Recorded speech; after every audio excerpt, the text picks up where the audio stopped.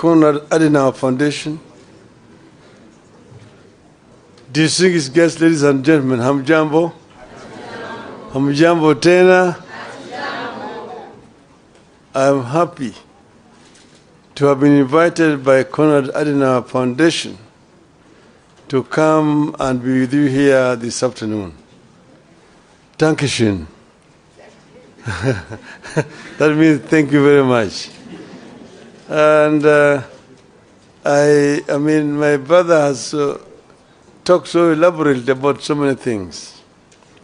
At some stage, he was talking about desperation in our country, how Kenyans are dying because of lack of food and so on. Then I was telling some other people that maybe death is not a very bad thing. Shakespeare said in Julius Caesar that some cowards die so many times before their death that the brave do not taste of death but just once. And I want to say that death is a necessary evil that will come when it will come, and therefore there's no need to fear death. Then the other day I was talking to somebody else and he told me, you shouldn't really fear death. He said that, look, if you are sick, there are only two things that can happen to you. Either you will be treated and you will get well, they have nothing to fear. But if you don't recover, then you will die. If you die, there's nothing to fear. Why? Because you will either go to heaven or to hell. If you go to heaven, there's nothing to worry about. You will be okay. Even if you go to hell, there's nothing to worry about. You'll find so many of your friends.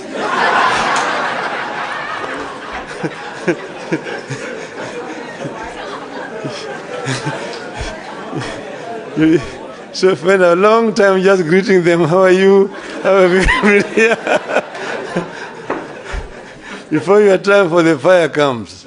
So therefore, don't fear. You have nothing to fear as Kenyans. You will succeed in the long run.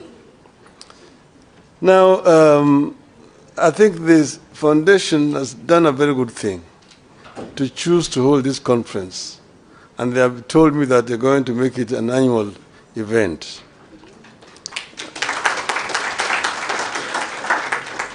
So it is my real pleasure to speak to this distinguished audience at a time the country is undergoing profound challenges with no end in sight.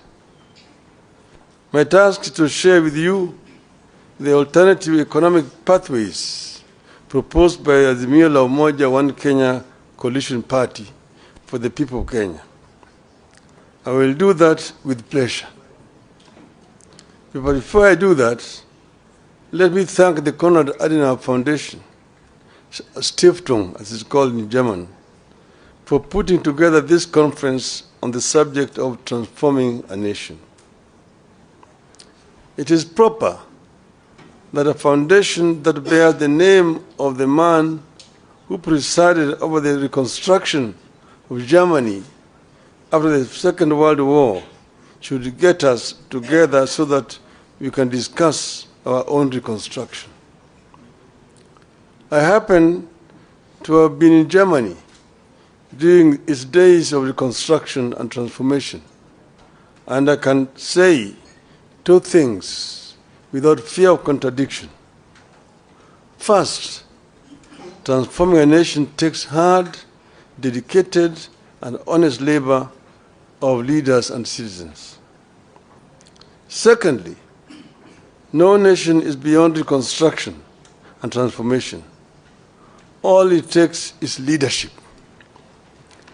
And I arrived when the war had ended, the Marshall Plan had been introduced, and the work of reconstruction was in its second phase. I have found when Konrad Adenauer himself was still the chancellor, and at that time when he arrived, when you went to Germany, and then you went to Britain and France, who are part of the victor powers, you'd think that it was Germany that won the war, and those countries had lost the war. But Germany had been devastated. Most German cities were bombed, some of them nearly to the ground. There's a city in the eastern part of Germany called Dresden. Dresden was razed almost to the ground by the British, basically, at the time when, in fact, the war had ended. But because of the anger, what had happened, bombing of London and so on, it was a revenge bombing. But the Germans reconstructed. And at that time, West Germany was the strongest economy in Western Europe. And East Germany was also the strongest economy in Eastern Europe at that time. That was basically because of hard work. I want to say that a year after our election, if you ask Kenyans, are you better off today than you were at the time, this time last year? The answer will be obvious, that we are in a deep hole.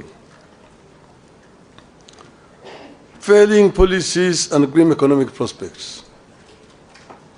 There is a devastating loss of trust and confidence in our economy, our financial markets, and our government.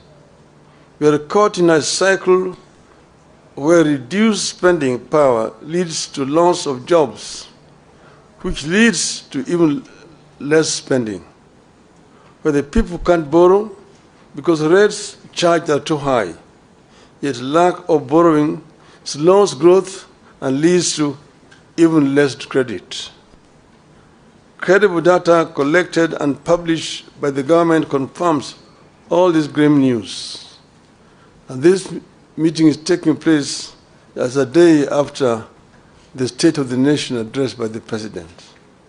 I'm going to try to answer some of the things that he said yesterday. But this is not a response. At the Hustler Fund, which was supposed to support households and micro-enterprises, default on payments at a higher rate than those at the commercial banks, SACCOs, and microfinance. Out of the Hustler Fund's outstanding, that is 10.2 billion shillings worth of loans in the last 9 months, 29% is deemed to be portfolio at risk, implying it has not been serviced by the borrowers as per agreed schedule. This means that borrowed amounts worth about 2.9 billion shillings in Hustler Fund loans fall in the category of non-performing loans. Job cuts are back to the rate where they were during the COVID. According to the CBK survey, more than a quarter of chief executives expect to cut jobs before the end of the year because of increased operating costs and softening demand for goods and services, setting up families for a gloomy festivities period. The Central Bank of Kenya is the survey that targeted CEOs of more than 1,000 private sector firms through online questionnaires shows that 26.3% of those surveyed expect to cut their workforce between now and the end of the year, while 63.5% will not be hiring any new staff. At the Nairobi Securities Exchange, some 6,256 foreign investors fled in the last 9 months. This is 42% of foreign investors in the country. This exodus is a result of the rapid